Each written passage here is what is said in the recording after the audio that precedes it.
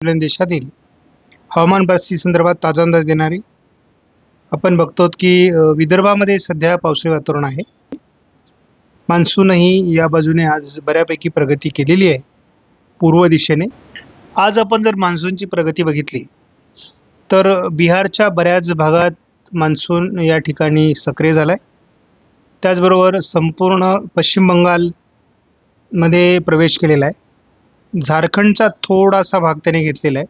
बाकी महाराष्ट्रामध्ये आणि तेलंगणा किंवा ओरिसामध्ये फारसा प्रभाव नाही. ओरिसाच्या पूर्व भागामध्ये थोडासा त्यांनी प्रवेश केलेला आहे. त्यामुळे एकूणच पूर्वेकडून मान्सून प्रगती करतो असं दिसतंय. आणि जर पूर्वेकडचीच प्रगती कंटिन्यू राहिली तर विदर्भात देखील मान्सून पूर्वेकडून आल्यास आश्चर्य वाटू नये. GFS मॉडेलने उद्या देखील मराठवाडा आणि विदर्भात पावसाची शक्यता व्यक्त केलेली आहे. कोकण किनारपट्टीला हलकं वातावरण तयार होऊ शकतं. थोडं मराठवाड्याच्या दक्षिणी भागात पूर्व विदर्भातही पावसाची शक्यता 14 तारखेला आहे. 15 तारखेला पूर्व विदर्भ आणि कोकण असं थोडं वातावरण बनण्याची शक्यता आहे. 16 तारखेला मात्र विशेष वातावरण दाखवण्यात आलेलं नाही. 17 तारखेला पुन्हा एकदा विदर्भ, मराठवाडा, कोकण वातावरण जुळण्याची शक्यता आहे. 18 तारखेला पश्चिम विदर्भ, मराठवाडा, पश्चिम महाराष्ट्र आणि कोकण वातावरण बदलू शकतं. मोठे पाऊस आपल्याला पश्चिम महाराष्ट्र, विदर्भ, मराठवाडा, दक्षिण कोकणात 19 पासून सुरू होतील. आज 12 तारखेला वाऱ्यांच्या दिशेमध्ये खूप गोंधळ दिसतोय. मान्सूनचे वारे असे येत आहेत आणि काही प्रमाणात अशा पद्धतीने देखील या ठिकाणच्या बिहारच्या चक्राकार स्थितीकडे जात आहेत. काही वारे या ठिकाणावरून राजस्थानवरील चक्राकार स्थितीकडे जात आहेत, तर काही वारे या पद्धतीने खाली येऊन असे टर्न होत आहेत. त्यामुळे एकूणच वाऱ्यांची दिशा आपण बघतो. ECMW प्रमाणे कोकण म्हणजे खास करून दक्षिण कोकण, पूर्व विदर्भ पावसाचं वातावरण सध्या दाखवलं आहे. 14 तारखेला देखील विदर्भाकडील वातावरण वाढू शकतं आणि दक्षिण कोकणातही थोडा प्रभाव वाढू शकतो. तर मध्य महाराष्ट्र, पश्चिम महाराष्ट्रात थोडी पावसाळी ॲक्टिव्हिटीज वाढू शकतात. 15 तारखेला देखील पूर्व विदर्भ आणि दक्षिण कोकणात पावसाचं प्रमाण वाढणार आहे. 16 तारखेला देखील हा प्रभाव वाढण्याची शक्यता आहे. 17 तारखेला देखील हा प्रभाव वाढत जाईल. 18 तारखेला कोकण आणि विदर्भ असं दोन्ही दिशेने आपल्याला वातावरणाचा प्रभाव वाढताना दिसतोय. 19 तारखेला देखील दोन्ही समुद्रातून सकारात्मक अशा प्रकारचं वातावरण भारताच्या मान्सूनला तयार होतंय. 20 तारखेला देखील दोन्ही समुद्र सकारात्मक वाढ करत आहेत, म्हणजे भारतामध्ये पावसाचं प्रमाण वाढू शकतं. या ठिकाणी आपण बघतो सुरुवातीला आज नागपूर, भंडारा, गोंदिया, चंद्रपूर, गडचिरोलीच्या भागात पावसाचं अनुकूल वातावरण तयार झालं होतं. त्यानंतर हे काही प्रमाणात यवतमाळ, वर्धा, वाशिम, हिंगोली, छत्रपती संभाजीनगर, मालेगावच्या आजूबाजूने सरकलेलं होतं. त्यामुळे छत्रपती संभाजीनगरच्या उत्तरेला सिल्लोड किंवा निघोना या भागात देखील थोड्या काही फार प्रमाणात पावसाचं वातावरण तयार झालेलं आहे. अगदी जालन्यातही काही भागात. मात्र हे वातावरण WDचं आहे हे लक्षात ठेवा.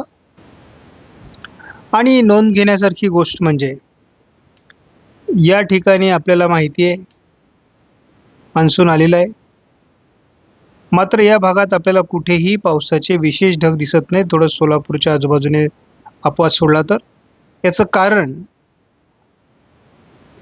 नुकताच अल निनो प्रशांत महासागरात सक्रिय झालेला आहे.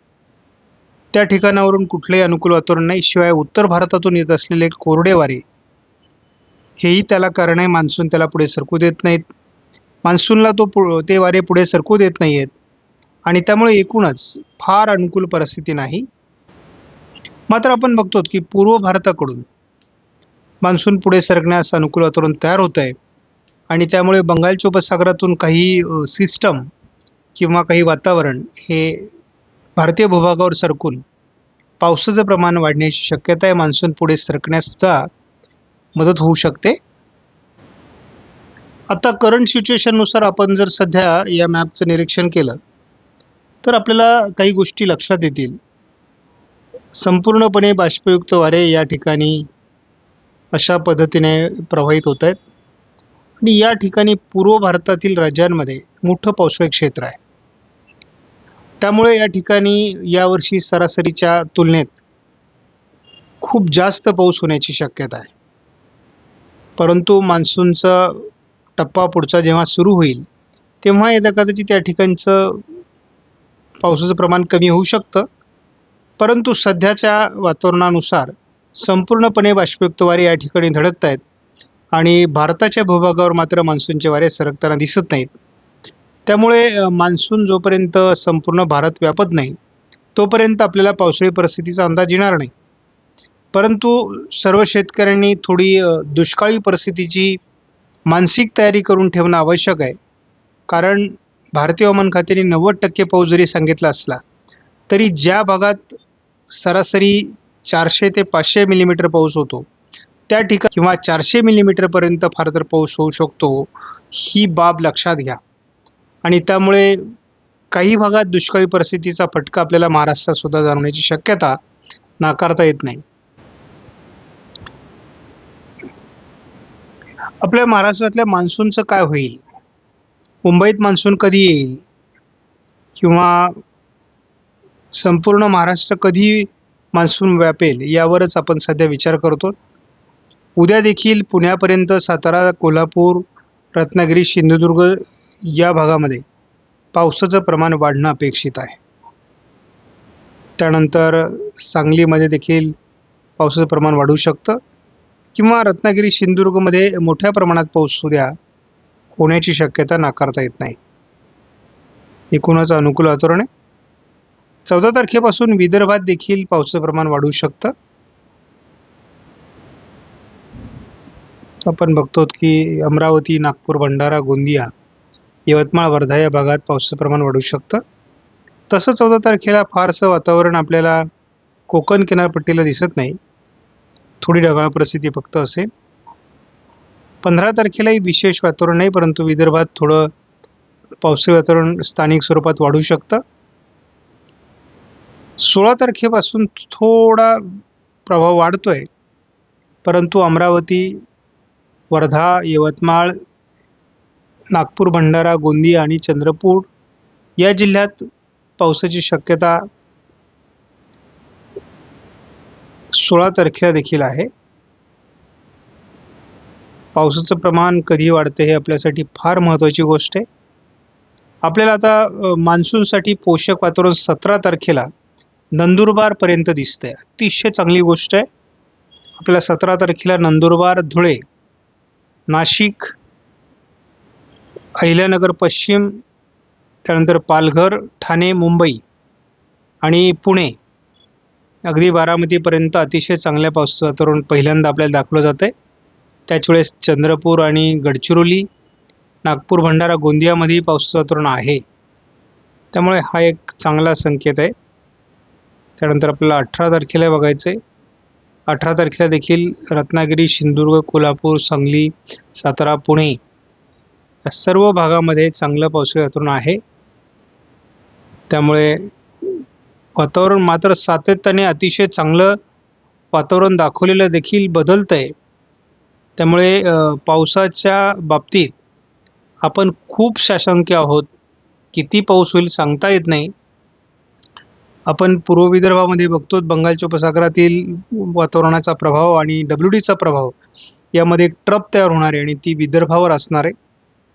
अगदी 19 तारखेला सुद्धा फार समाधानकारक पाऊस मॉडेल दाखवत नाही. आपण बघतो की 20 तारखेलाही घाटमाथ्यावर आणि पूर्व विदर्भातच पाऊस आहे.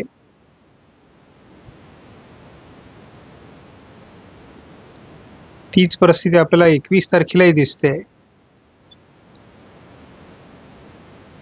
आपल्याला पहिल्यांदा 22 तारखेला थोडं वातावरण समाधानकारक दिसतंय कोकण किनारपट्टीला किंवा मराठवाडा, विदर्भामध्ये.